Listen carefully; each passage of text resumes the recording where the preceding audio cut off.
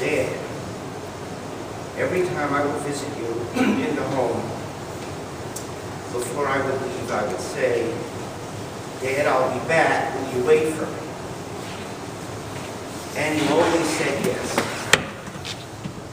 But when I was here last, some weeks ago, I couldn't bring myself to ask you the question. I had this sense of impending gloom that in leaving, I would be seeing you for the last time. And it was. And I knew, Dad, that I would never see you again alive. And so it was, and here we are, Leslie, Howie, Ira, and me. And I guess in a certain sense, Sandy's soul as well. Many of Dad's 18 grandchildren, even some of Mom and Dad's 38 10-year-good great-grandchildren, nieces, some nieces and nephews. It's hard for people to come out on their Shabbos. But they're here. I look around and I note with some sadness that so many people are not here. Aunt Rose and Uncle Mike, Uncle Sean, Uncle Daniel, Aunt Evelyn, Aunt Shirley, Uncle Louie, Aunt Gray, Uncle Herman, and so many of Dad's friends who are no longer here. They're all gone. Mom and Dad, are they the last? Is this the end of an era? I want to begin by acknowledging something right at the outset. Mom and Tibodel L'chaim Aruchim Mom would never have been with us so long were it not for the loving and devoted care and many sacrifices that were made by Howie and Carol in Florida, and later Leslie and Ephraim here in New Jersey, over these many, many years. Ira and I would make it in from time to time, and Mom and Dad would occasionally visit us in St. Louis, but it was really Howie and Carol, Leslie and Ephraim, especially Leslie, who in the end showed Dad, and still Mom, the uncommon, non-stop, loving attention that only a daughter can shower upon parents. To all of them, they deserve our undying and lasting gratitude. And Howie and Jenna, how difficult and painful it must have been for you to have been there at the end. But know that you had the incredible zchus, the great privilege to escort Dad's holy neshama on its spiritual journey upwards. This is something that you'll never, ever forget. So who was Dad? Well, he was many things to each of us, and we all have our stories to tell. But I hope that what I'm about to say will serve as a framework of sorts into which each of us can place our own precious memories of him.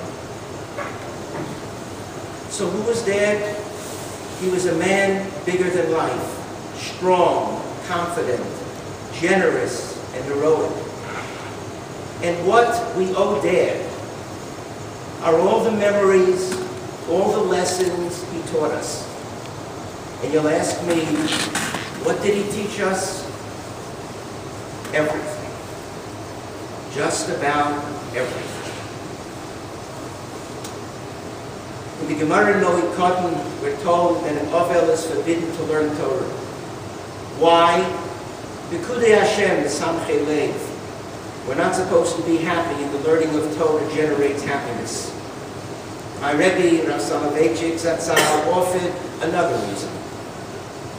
When a loved one passes away, it's not the formal teaching of Torah that we miss. That we can always glean from books.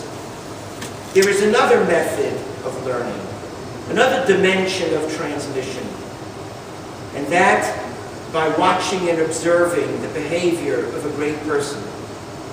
It's in the teaching without words. It's the profound experience that we often fail to appreciate at the moment when we're in the presence of someone like that. But upon reflection, whose deeds over time powerfully impact us more than books ever can.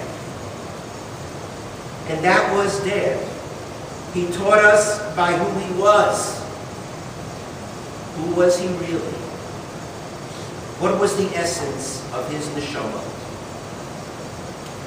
In this week's parsha, tomorrow, Bnei Yisrael, upon hearing the bris, the covenant, responded Nasiv and Ishma. The Midrash tells us that Hashem revealed his Devar Hashem, his word, to Bnei Yisrael. When he did that, he spoke to the souls of each and every one of us in our own uniqueness. What does it mean he spoke to the souls of each and every one of us? What does soul mean in that context anyway? Our neshama is what we are meant to be, our potential, our ultimate mission in life. It defines us, not so much by where we're at now, but rather where we will be, where we hope to be. Nasiv and Ishma was our way of telling Hashem that we accept the challenge of our own destiny. And how do we know whether we succeed? We don't. Hashem knows. But when we reflect upon the life of another, especially when they're gone, then we're able to see something remarkable emerge, something amazing, a special attribute, some inspiring characteristic that at once suddenly seizes us, surprises us, and then we finally get it. My one word for Dad, that special something which defined him, at least for me, the essence of his neshama was gevura. What is gevura? Call it strength, perseverance, courage, a toughness. Could it be the ability to rise up when knocked down? Could it be the sheer determination, the resoluteness to overcome the often harsh knocks of life? In a word, Dad was our hero. He was a heroic fighter, and because of him, we, his children, and through us, our children and theirs, because of Dad, we're all winners. And so I want to share with you some snapshots, brief though they be. Cannot say everything. Snapshots of Dad's gevura. Because even though he's no longer here, his life teaches still. Dad had a common sense wisdom, born of experience acquired the hard way. He was born in Poland in 1918, arriving in New York in the 20s. Dad grew up in a tough neighborhood. But Dad became an entrepreneur of the old school, hard work, making do with little, while burdening with many responsibilities, and yet boldly forging ahead. To put it simply, it took gevura to do what he did, And he did. It began when Dad's father, Yoshua David, died at a young age.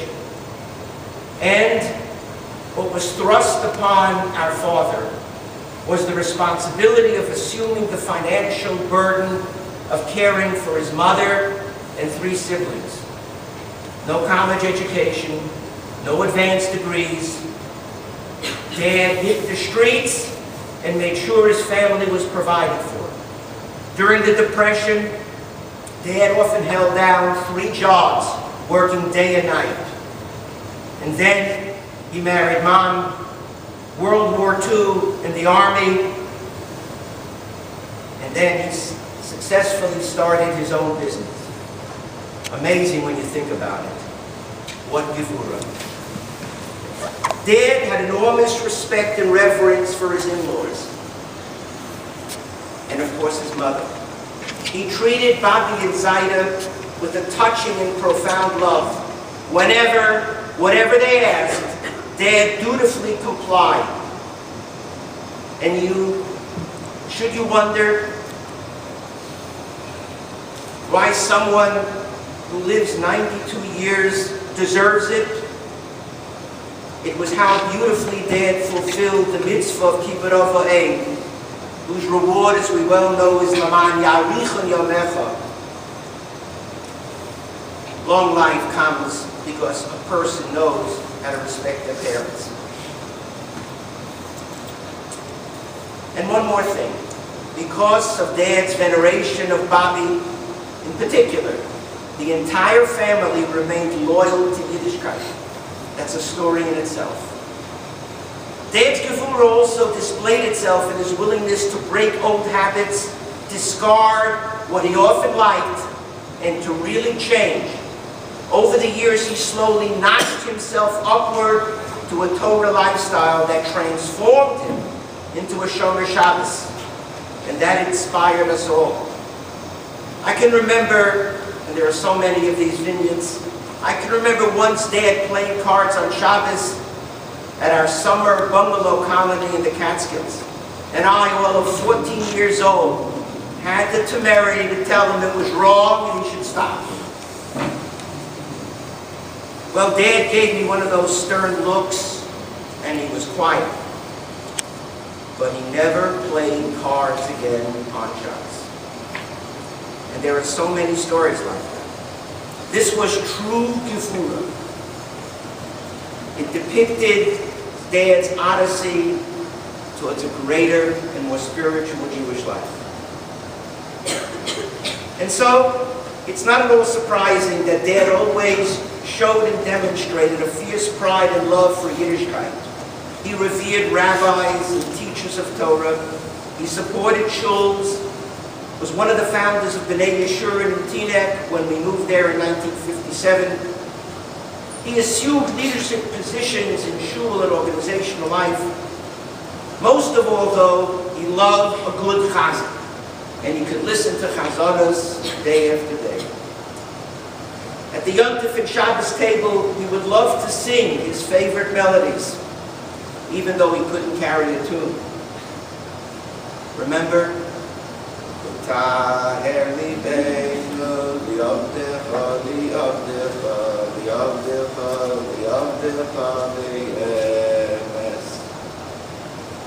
Dad displayed a deep love and pride in his children. He reveled in their successes, was there for them during their own struggles and defeats. Dad always seemed to understand. He provided us with that fatherly wisdom and love that at once comforted us, even as it spurred us on. If Dad was confident that all would turn out okay, then so would we. We didn't know it then. Perhaps we didn't verbalize it as such. But it was Dad's gevura that inspired us and kept us going. How many times was it when a good word from Dad, he didn't say much, made all the difference in helping us get through some of the tough times? And finally, perhaps most important of all, was Dad's love for Mom. It simply knew no bounds. He cherished her, worshipped her, revered her. He always knew, and he said it often, that he was blessed with a special and extraordinary woman. How did he put it? I don't know how anyone else could have ever put up with it. The moment Dad set eyes upon Mom, he pursued her and won her affections. That's a story he would like to tell so often. Mom never told the story. Their marriage was a storied affair of almost 69 years. It was a marriage with an old-fashioned love, one which, with all the trials and challenges that all couples endure, Mom and Dad just knew how to make it work, how to keep it all together. I don't think we ever saw them argue, except when it came to punching us around once in a while, and guess who would shield us all the time? As we know, towards the end, Dad was not the same man he was earlier, and not by choice. Progressive dementia can rob even the great ones of their once powerful and charismatic personalities, and Dad was surely one of the great ones. And so, how he died must never erase from memory the man Dad was. For us, he was a gibor, a giant. All right, he had his faults, as we all have, but that fact cannot and must never obscure the total reality of the man. Even when Dad stumbled and experienced defeat, even when he was forced to retreat and begin again, which he did, Dad remained Dad. Head high, tears and exhaustion notwithstanding, but with gusty resolve, a twinkle in his eye, moving forward, his will unshakable, his faith unwavering. What did Dad often say? If you will it, then it'll happen. There's a word for that unvarnished advice. It's called gevura. This was Dad. And even as we saw him in the end, now diminished, small, awareness almost gone, barely conscious, fighting against the inevitable, we can almost see rearing like a majestic apparition the stalwart and courageous image of Dad, larger than life, smiling and stern, loving and caring, giving, his image never fading and always there. It is that powerful picture of Dad that must remain with us always, and it will, because this was Dad. Quintessential gevura in one man. I'd like to take another moment to frame Dad's persona in a language that Dad really liked. We all know Dad loved gambling. But in gambling, when Dad played, he too often lost. But in life, Dad also played a gamble. After all, isn't life one huge gamble? One enormous risk? We play against the odds all the time, pitting our own physical and mental limitations, our mortal imperfections, against the odds of circumstance and plain bad luck. But in this battle, in this gamble that we call life, against all odds, Dad won. He won. And he won big. And so this was Dad's mission. This was the voice his neshama heard when Hashem called to him in our Sinai to assume a life of gevura. And when Dad responded with his own Nasiv and Ishma, it set him on a course that would bring him honor and nachas, applause and gratitude from his loving family, his many, many friends, and his grateful community. Dad succeeded in this mission. Was he a gibar shebechavura? Yes. And yes again. Dad, I'm almost finished. Dad, do you remember the Seder at our home in St. Louis? My family, of course, was there. Often Howie and his. When, even though we were a bit tired, we arrived at the end of the Seder and began Chagadno. You remember, everyone was given a part as the refrain continued to increase. Some received the part as the kid, some the stick, some the water, and so forth. But the last one, Dad, was always yours. Yasar Kadosh Baruch Hu, V'sholchat L'malach HaMavdes. You, Dad, acted out the part of Hashem. You would raise your hands, and always a bit shy and embarrassed by the role. You pumped the air with your hands, and when your turn came, you shouted, HaKadosh Baruch Hu. And we all smiled as our Seder came to a sweet end. But in looking back at that event, Dad, with your hands raised up like this, going like this, surrounded by so many of your loving family, I think, Dad, you were proclaiming victory. Dad, you won the game. This gamble, you won. You beat the Malach HaMavdes time and time again before giving in. You won, Dad. You are our Gibor, our heroic and intrepid fighter. God apparently needs you above, and we will never, ever be the same without you. Saying we love you will never be able to express how much you meant to us. We will never, never be able to forget you. Dad, all of us ask mechila from you for the times we may have acted contrary to your wishes and perhaps didn't afford you the respect and reverence you surely deserve. We were wrong.